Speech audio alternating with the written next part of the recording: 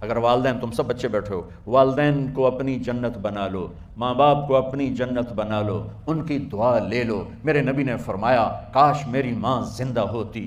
ماں کا خاص طور پر منشن کیا، میری ماں کیوں کہ باپ کو تو دیکھا ہی نہیں، اور ماں کو دیکھا ہے 6 سال۔ میری ماں زندہ ہوتی اور میں عشاء کی نماز کے مصلی پہ کھڑا ہوتا اور میرے گھر سے میری ماں کہتی محمد، تو میں ماں کے لیے نماز توڑ دیتا۔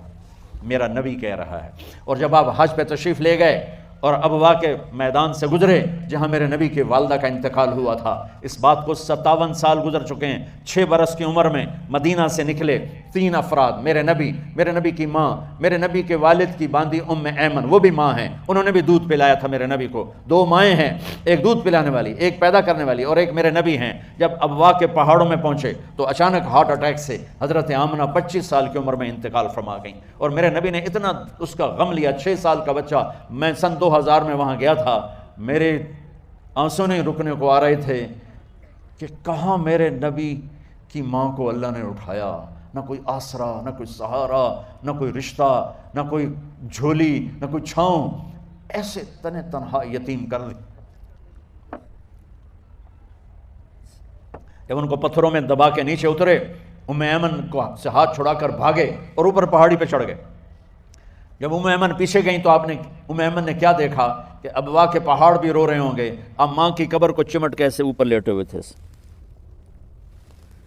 قبر کو پکڑا ہوا تھا، اوپر لیٹے ہوئے تھے۔ جب ایمن قریب آئیں تو سنا آپ کہہ رہے تھے اماں جی، آپ کو تو پتہ تھا آپ کے سوا میرا کوئی نہ تھا، آپ مجھے چھوڑ کے کہاں چلی گئی، کیوں چلی گئی؟ 6 سال کا بچہ پہلی موت دیکھ رہا ہے تو ان کو سمجھ میں نہیں آ رہا کہ میری ماں کے ساتھ ہوا کیا ہے۔ ایمن نے اٹھانا چاہا، آپ نے اٹھنے سے انکار کر دیا۔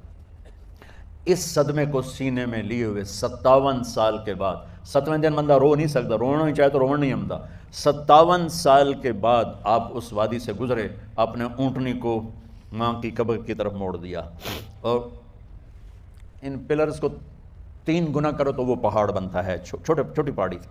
اونٹنی کو نیچے بٹھایا، اوپر پہاڑ پر گئے، اور یہ مجھے دیکھو، یوں آپ نے گھٹنے کھڑے کیے ماں کی قبر کے سرانے، اور یہ ہاتھ یہاں رکھے، اور پھر سر دیا اپنے گھٹنوں میں یوں، پھر رونا شروع کیا۔ اتنا روئے، اپریل کا مہینہ تھا، دھوپ سر پہ پڑ رہی تھی، ہم تو ٹھنڈی دھوپ میں بیٹھے ہیں، شدید دھوپ میں بیٹھے تھے، اور اس کنڈیشن میں یہ بچوں کا سٹائل ہوتا ہے، جب لمبا رونا ہو تو وہ یوں بیٹھتے ہیں سر اندر دے کر۔ اتنا روئے کہ آپ کی داڑھی ساری آنسوں سے بھر گئی، سینہ تر ہو گیا، احرام تر ہو گیا، اور کئی گھنٹے بیٹھ کے روتے رہے۔ 2 جہان کے سردار ہو کر تمنا کر رہے ہیں کاش اماں تو زندہ ہوتی، تو مجھے کہتی محمد میں تیرے لیے نماز توڑ دیتا۔ اور میرے نبی نے، یہ بچیاں غور سے سنو، میرے نبی سے پوچھا گیا یا رسول اللہ قیامت کب آئے گی؟ آپ نے فرمایا یہ تو اللہ کو پتہ ہے۔ نے کہا یا رسول اللہ کوئی نشانی بتا دیں؟ تو آپ نے فرمایا جب بچیاں ماؤں کو ذلیل کریں گی تو قیامت آ جائے۔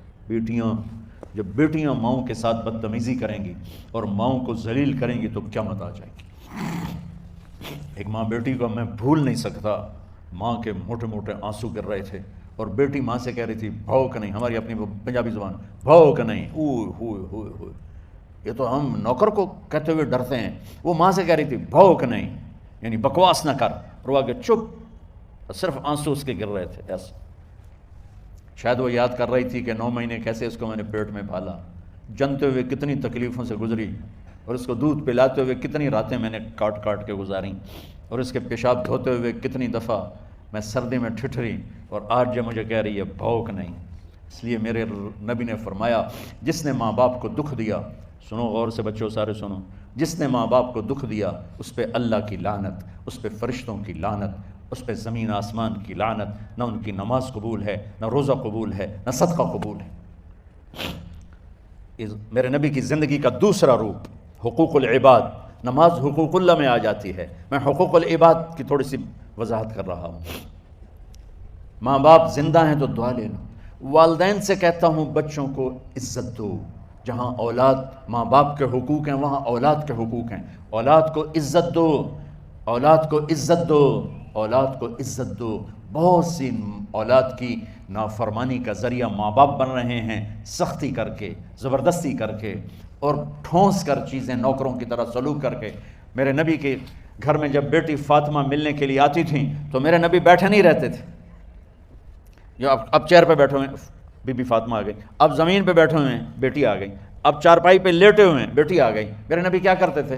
کھڑے ہو جاتے تھے, کھڑے ہو جاتے, ایک دم کھڑے ہو جاتے تھے, اور پھر کھڑے نہیں رہتے تھے, تیزی سے آگے بڑھتے تھے اور حضرت فاطمہ کا ہاتھ پکڑ لیتے تھے. یہ والدین غور سے سنو, حضرت فاطمہ کا ہاتھ پکڑ لیتے تھے اور ہاتھ پکڑ کے مجھے دیکھو یوں بوسہ لیتے تھے, بیٹی کا بوسہ لیتے تھے.